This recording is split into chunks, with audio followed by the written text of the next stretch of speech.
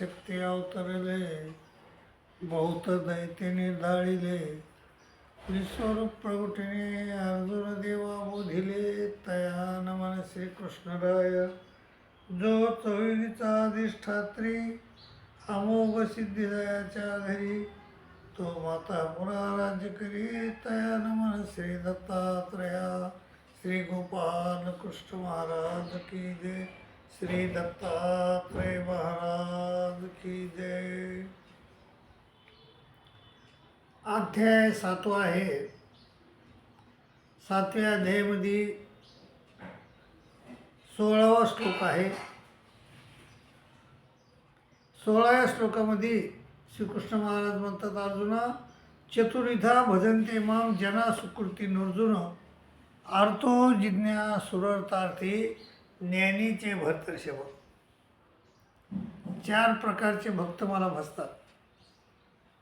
कोणचे?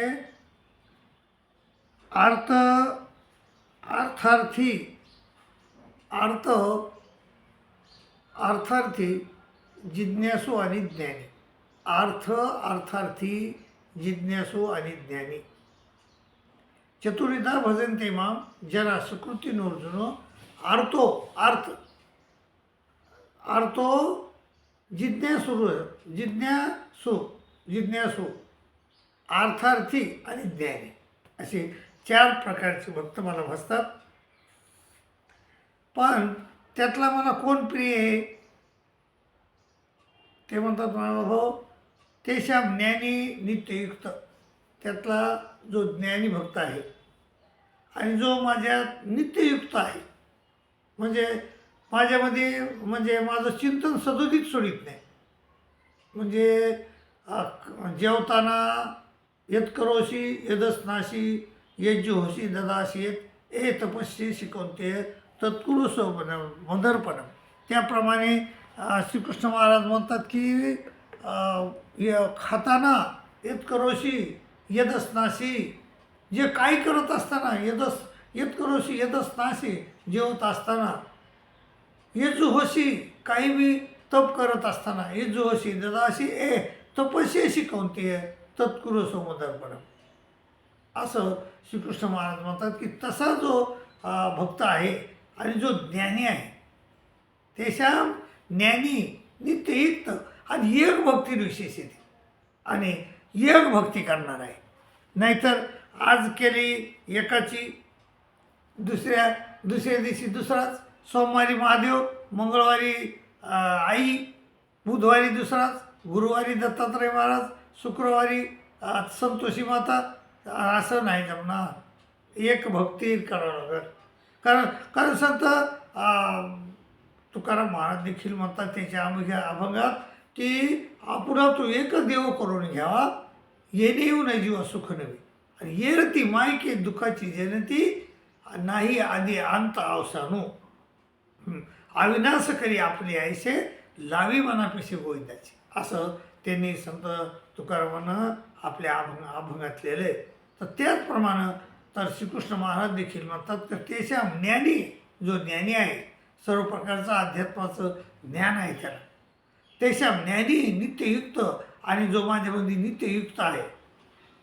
सर्वज्ञ श्री चक्रधर स्वामी देखील म्हणतात की बाबा एक वैरागी उके डालोळे उष्टावती शिते वेची, एक उकंड्यावर झोपलेला आहे आणि उकंड्यावरले शिते चुंकातो, आणि पण पहिली मातेप्रमाणे नेणे. पण जसे म्हैस पाण्यात असती ना, त्याप्रमाणे तिला काही अक्कल नसती, त्याप्रमाणे याला काही अक्कल नाही. पहिली म्हशीप्रमाणे नेणे. परंतु एक जो आहे तो हा जे हस्तीचे गदस्कंदीच आहे, पण परधर्म तू तयाशीच पुसावा केला. मग खरा धर्म त्यालाच पुसावा, खरा ज्ञान त्यालाच पुसावा. आणि तसा जो ज्ञानी आहे त्याच्या ज्ञानी नित्ययुक्त, आणि जो माझ्यामध्ये नित्य व माझं मच्चिता मद्गत प्राणा बोध यंत परस्परम, माझ्यामध्ये चित्त लावून, माझ्यामध्ये मन लावून मला माझं चिंतन करतो, तर नित्ययुक्त आणि एकच भक्ती करतो, एकाच माझीच भक्ती करतो. तर मग माझी जो भक्ती करतो तर तशा भक्त मला प्रिय आहे. परंतु जो देवतेला भजतो तर ते देवतेला भजणे यांचे देव होता देवान पितृ यांचे पितृ होता. पितृला भजणारे पितृला जातात आणि देवतेला भजणारे देवतेला भूताचे भजणारे भूताला जातात आणि माझे भजणारे मला येऊन मिळतात. माय बाबा त्यामुळं ते म्हणले एक भक्ती विशेष येते. एक भक्ती लय महत्त्वाची. एक पतिव्रत महत्त्वाचं आहे. तिला तिला पतिव्रता म्हणतात. जी सती जाती आईवड नवऱ्यासंग तिला सती म्हणत होते पहिल्याने. ती सती प्रथा आता बंद झाली, परंतु त्या पहिल्यानं जात होते तिला सती म्हणत लोक. तर ती सती महत्त्वाची. सतीचं प्रतिपादन करायला असं नाही मी, पण ती तशी एक भक्ती पाहिजे, तशी निष्ठा परमेश्वरावर पाहिजे, एकाच परमेश्वरावर. आणि संत तुकाराम देखील म्हणतात की अनेकाची स्तुती आम्हा ब्रह्महत्या एका वाचूनही त्या पांडुरंग असं म्हणतात. ते दुसऱ्याची आम्ही भक्ती करणार नाही. त्याप्रमाणे आपण बी श्रीकृष्ण महाराजांची भक्ती म्हणजे भक्ती एक भक्ती विशेष येते. त्याला तोच भक्त आवडतो की तो त्याच्या ज्ञानी नित्ययुक्त. 4 भक्त येतं कोणचे येतं? चतुर्धा म्हणजे ते ज्यांना सुकृती नवजुल आर्थो अर्थ अर्थार्थी जिज्ञासू आणि ज्ञानी.